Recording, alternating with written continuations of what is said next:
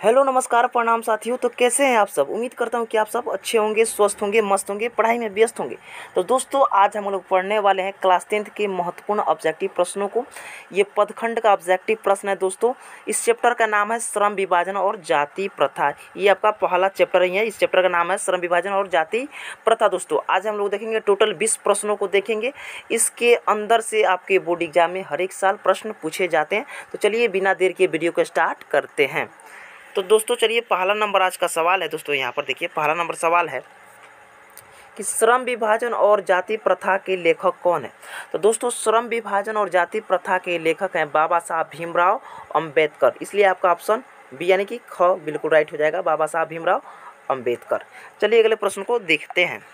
दोस्तों दूसरा नंबर प्रश्न है कि लेखक की दृष्टि में विडंबना की बात क्या है। लेखक की दृष्टि में विडंबना की बात क्या है। विडंबना का अर्थ होता है उपहास, किसी को चिढ़ाना। क्या करना, उपहास करना, किसी को चिढ़ाना। यानी लेखक की दृष्टि में सबसे उपहास की बात क्या है, विडंबना की बात क्या है। तो लेखक की दृष्टि में सबसे बड़ी विडंबना की बात यह है कि जातिवाद के पोषकों की कमी नहीं। जातिवाद के पोषकों की कमी नहीं करने का मतलब हुआ कि अभी भी कुछ ऐसे लोग हैं जो कि जातिवाद को छुआछूत को मान रहे हैं। यही इनका कहने का मतलब है कि जातिवाद के पोषकों की कमी नहीं है, यानी जातिवाद को बढ़ावा देने वाले लोगों की अभी कमी नहीं है। कहीं कहीं पर लोग अभी भी छुआछूत और ऊंच नीच का भेदभाव रखते हैं। ठीक है, इसी से क्या बाबा साहब भीमराव अंबेडकर को चिढ़ बढ़ती है, यानी उपहास लगती है, सब बेकार लगता है। तो जातिवाद के पोषकों की कमी नहीं है। आपका ऑप्शन क बिल्कुल राइट हो जाएगा। ठीक है, चलिए अगले प्रश्न की ओर चलते हैं। दोस्तों तीसरा नंबर प्रश्न है कि लेखक की दृष्टि में आदर्श समाज कैसा होना चाहिए। दोस्तों लेखक की दृष्टि में आदर्श समाज कैसा होना चाहिए। तो आपका ऑप्शन देखिए क बिल्कुल राइट हो जाएगा, जिसमें स्वतंत्रता, समानता और भातृत्व का भाव। जिसमें स्वतंत्रता यानी जो व्यक्ति अपने आप में स्वतंत्र हो, अपने आप में क्या हो, स्वतंत्र हो।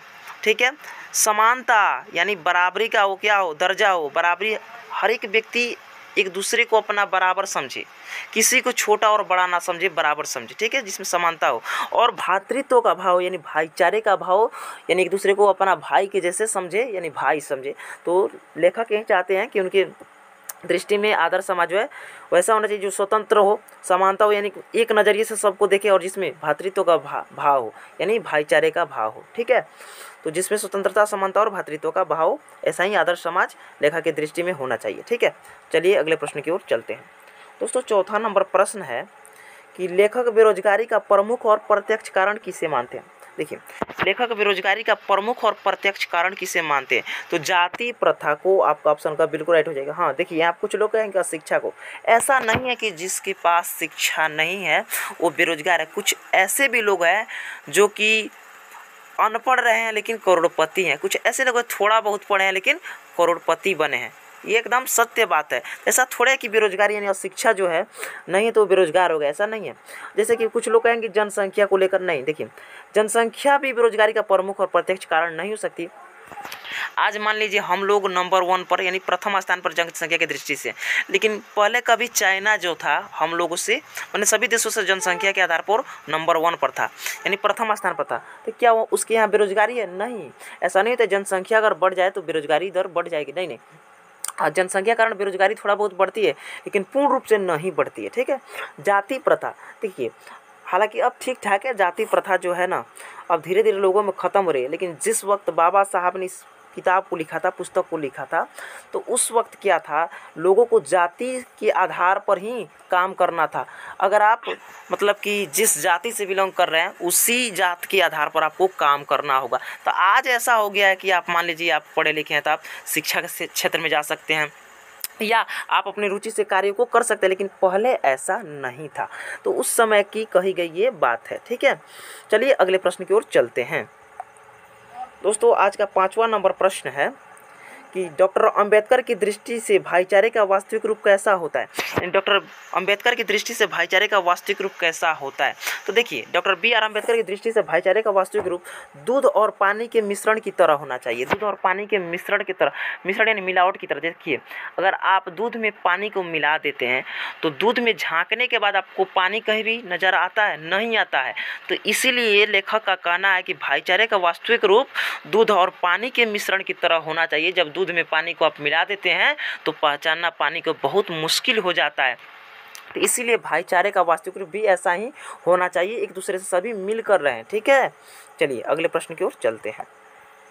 दोस्तों 6ठा नंबर प्रश्न है, डॉक्टर भीमराव अंबेडकर का जन्म कब हुआ था? देखिए, डॉक्टर भीमराव अंबेडकर का जन्म 14 अप्रैल 1891 को हुआ था। 14 अप्रैल 1891 को हुआ था। तो आपका ऑप्शन डी बिल्कुल राइट हो जाएगा, 14 अप्रैल 1891। ठीक है दोस्तों, यहाँ पर देखिए 14 अप्रैल 1891 में। ठीक है, चलिए अगले प्रश्न की ओर चलते हैं। दोस्तों 7वां नंबर प्रश्न है, डॉक्टर भीमराव अंबेडकर का जन्म कहाँ हुआ था? तो देखिए, डॉक्टर भीमराव अंबेडकर जी का जन्म महू मध्य प्रदेश में हुआ था। ठीक है, एक दलित परिवार में हुआ था, महू के मध्य प्रदेश में, मध्य प्रदेश के महू में। ठीक है, तो इसलिए आपका ऑप्शन ए बिल्कुल राइट हो जाएगा, क महू मध्य प्रदेश। ठीक है, चलिए अगले प्रश्न को चलते हैं। दोस्तों 8वां नंबर प्रश्न है, डॉक्टर भीमराव अंबेडकर ने किस पत्रिका का संपादन किया? तो डॉक्टर भीमराव अंबेडकर ने बहिष्कृत भारत पत्रिका का संपादन किया, इसलिए आपका ऑप्शन ग बिल्कुल राइट हो जाएगा। ठीक है, चलिए अगले प्रश्न की ओर चलते हैं। दोस्तों आज का 9वां नंबर प्रश्न है कि भारतीय संविधान के निर्माता के रूप में हम किन्हें जानते हैं? तो भारतीय संविधान के निर्माता के रूप में हम डॉक्टर भीमराव अंबेडकर जी को जानते हैं। डॉक्टर भीमराव अंबेडकर जी को जानते हैं, तो आपका ऑप्शन ख बिल्कुल राइट हो जाएगा, डॉक्टर भीमराव अंबेडकर। ठीक है, चलिए दोस्तों 10वां नंबर प्रश्न है, आधुनिक सभ्य समाज कार्य कुशलता के किसे आवश्यक मानता है? देखिए, आधुनिक सभ्य समाज कार्य कुशलता के लिए किसे आवश्यक मानता है? तो श्रम विभाजन को। आपका ऑप्शन का बिल्कुल राइट हो जाएगा, श्रम विभाजन। ठीक है, चलिए दोस्तों 11वां नंबर प्रश्न है कि डॉक्टर भीमराव अंबेडकर की माता का क्या नाम था? डॉक्टर भीमराव अंबेडकर की माता का क्या नाम था? यहाँ पर देखिए गलती से कुंतीबाई दिया है, कुंतीबाई नहीं होगा। ठीक है, भीमाबाई, उनकी माताजी का नाम था भीमाबाई। और देखिए यहाँ पर भीमाबाई, ऑप्शन डी बिल्कुल राइट हो जाएगा, घ। और उनके पिताजी का नाम था रामजी मोलालजी सकपाल। रामजी क्या नाम था? रामजी मोलालजी सकपाल नाम था। ठीक है, याद रखिएगा। चलिए आगे चलते हैं। देखिए यहाँ पर कुछ भी दिया है 12 नंबर प्रश्न में, डॉक्टर भीमराव अंबेडकर के पिता का क्या नाम था? तो डॉक्टर भीमराव अंबेडकर जी के पिता का नाम था रामजी मोलालजी सकपाल। तो यहाँ पर रामजी सकपाल दिया है। ठीक है, इसलिए आपका ऑप्शन ख बिल्कुल राइट हो जाएगा, रामजी सकपाल। यहाँ पर देखिए ऑप्शन डी में जो दिया है राधे राम सकपाल, ये बिल्कुल गलत दिया है, ये बिल्कुल गलत दिया है। टिक लगा देने से ऐसा नहीं है कि आप लोग बहक जाइएगा।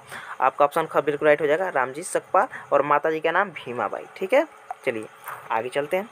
दोस्तों 13 नंबर सवाल है कि डॉक्टर भीमराव अंबेडकर ने पीएचडी की उपाधि कब धारण की? डॉक्टर भीमराव अंबेडकर ने पीएचडी की उपाधि कब धारण की? तो 1916 में। आपका ऑप्शन ग बिल्कुल राइट हो जाएगा, 1916 में। ठीक है, चलिए आगे बढ़ते हैं। दोस्तों 14 नंबर प्रश्न है, द कास्ट इन इंडिया, यहाँ पर देखिए वेयर कर दिया, यहाँ पर देयर होगा। ठीक है, क्या होगा यहाँ पर दोस्तों देयर होगा। ठीक है, देयर। ठीक है, थोड़ा सा यहाँ पर मिसप्रिंट है, कोई दिक्कत नहीं। तो the caste in India their mechanism किन की रचना है? तो डॉक्टर भीमराव अंबेडकर जी की रचना है। तो आपका ऑप्शन ए बिल्कुल राइट हो जाएगा, डॉक्टर भीमराव अंबेडकर। ठीक है, चलिए आगे बढ़ते हैं। दोस्तों यहाँ पर देखिए 15 नंबर सवाल है कि आर्थिक पहलू से भी जाति प्रथा ... है। तो आर्थिक पहलू से भी जाति प्रथा क्या है? हानिकारक है। तो आपका ऑप्शन ख बिल्कुल राइट हो जाएगा, हानिकारक। ठीक है, चलिए दोस्तों 16 नंबर प्रश्न है, ...